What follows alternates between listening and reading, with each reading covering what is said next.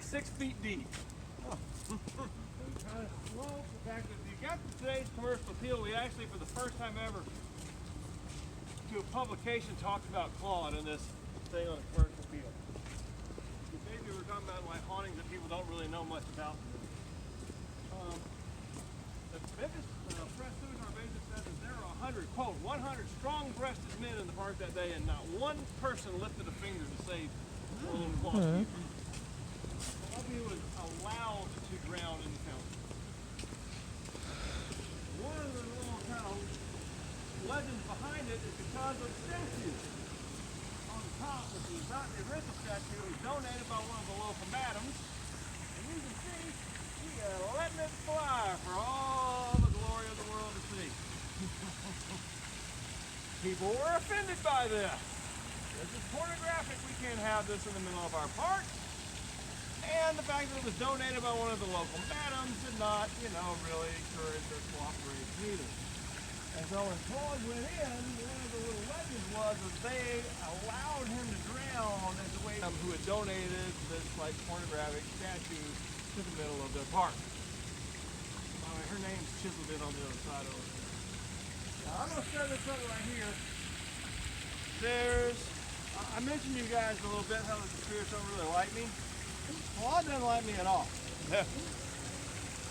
I even proved it last tour by, he kind of showed up and doing stuff, and if I walked, I would stand back there, if I walked over to the meter, it would stop. And then I would back away and it would start up again. He's kind of proving his point.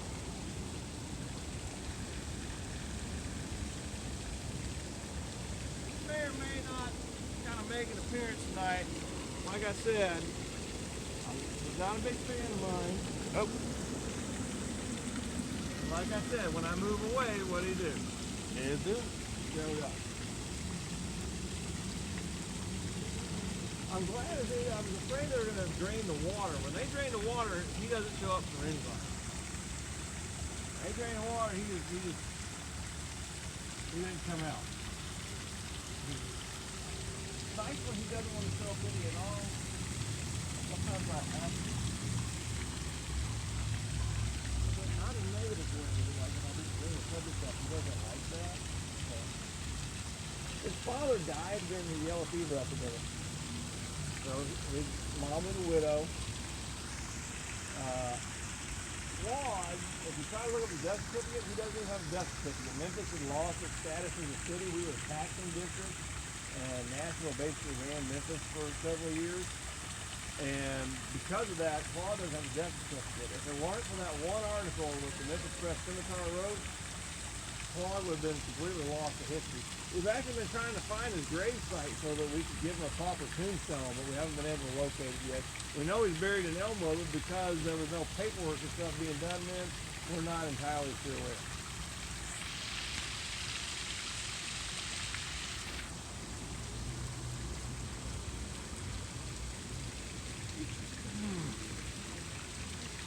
He's a bit of a twerp at times. We actually kind of had a theory when we were dealing with like kids, spirits of kids. Because I'm a teacher, that's why they don't like me. So I'm not sure what that's all about. We have one tour guide, her name is Joyce. He loves Joyce. And Joyce is a more mature woman, and she has grandkids. She has kids, grandkids. And he loves her. And she brings him little toys, or she'll bring him a little bit of candy or something. That's called using a token, by the way, if you're using like an actual object to try to get a response. Elliot Fontaine likes books, cigars, and cards. We found an old card game he used to play called Auction. We found the rules, and we actually sat around and played Auction one night, and we dealt, and we got a lot of responses from him that night. All right, Claude, it was cold. And it's sorry, buddy. We got one orange light. Sorry, buddy. There you go. Rest in peace. Rest in peace, buddy. Pretty cool. Oh, there we go. He doesn't hate me, but pretty cool. There are times I have to turn my back. looking at it. And people go, oh, he's lighting up, and I know I'm looking at it.